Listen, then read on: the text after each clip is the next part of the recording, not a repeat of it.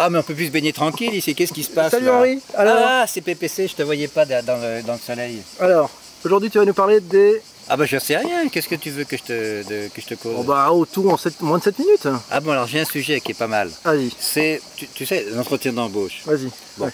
Bah, en général, les candidats posent jamais de questions.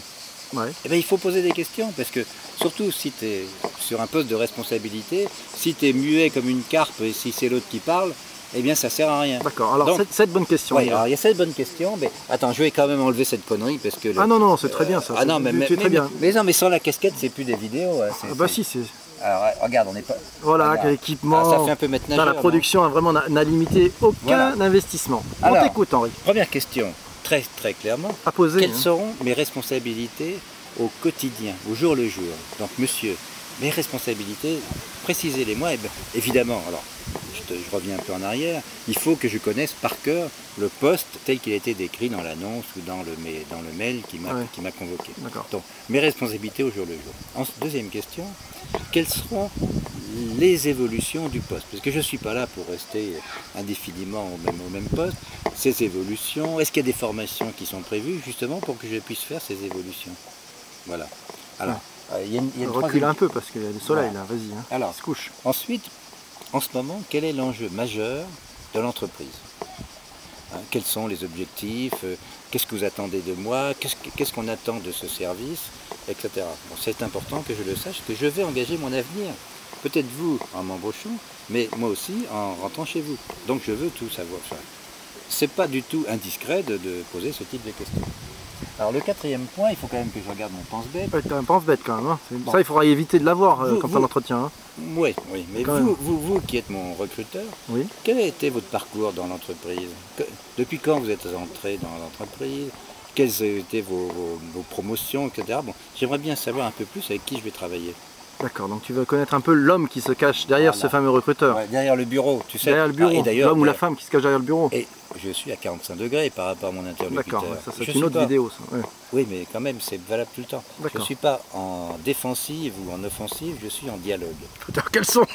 Et en caleçon, non, maillot de bain, caleçon. Alors, ensuite, toujours une question là précise. Sur quels critères allez-vous faire le choix du recrutement?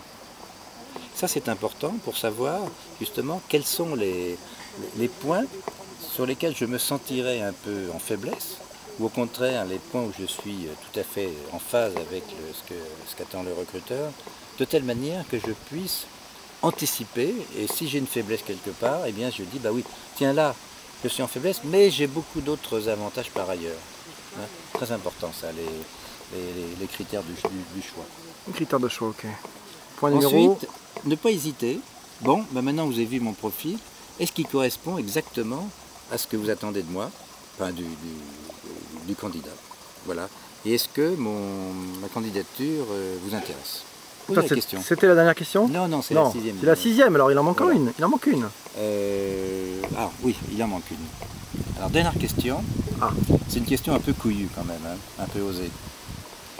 Il faut dire, bah vous voyez, moi j'ai bien étudié votre société, le poste, etc.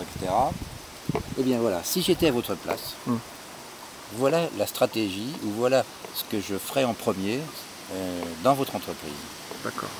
C'est un peu le va-tout, quoi. C'est un peu le... Un va-tout?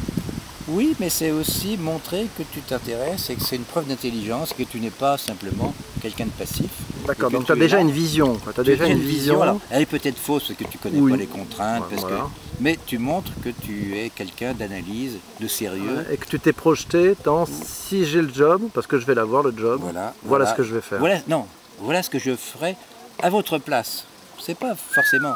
Non, c'est plus ambitieux que ça. Très ambitieux. Donc, mais oui, mais...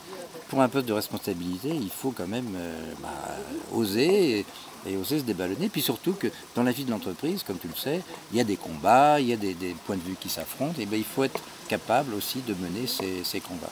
D'accord, donc ça montre déjà beaucoup de qualité. Cette dernière question montre beaucoup de qualité. Donc, alors si je résume peut-être la philosophie de cette vidéo, l'entretien d'embauche, on en a parlé, vu du côté du candidat, vu du côté du recruteur. Là, c'est un petit, on rentre plus dans le détail. C'est quelles sont les questions à poser pour qu'on optimise en fait les chances de succès de la candidature et du rendez-vous. Ok. Voilà. Optimisateur. Est-ce que je t'ai convaincu? Tout ce que tu penses de ma candidature? Écoute, je trouve qu'elle est pas mal. Bon, il faudra que tu choisisses un look un peu adapté à cet entretien, mais je pense qu'on est. Tu peux pas passer un entretien d'embauche en maillot de bain? Mais pourquoi pas? D'ailleurs, on cherche un maître nageur ici. Et ben voilà, t'es embauché, Henri. C'est top. Salut.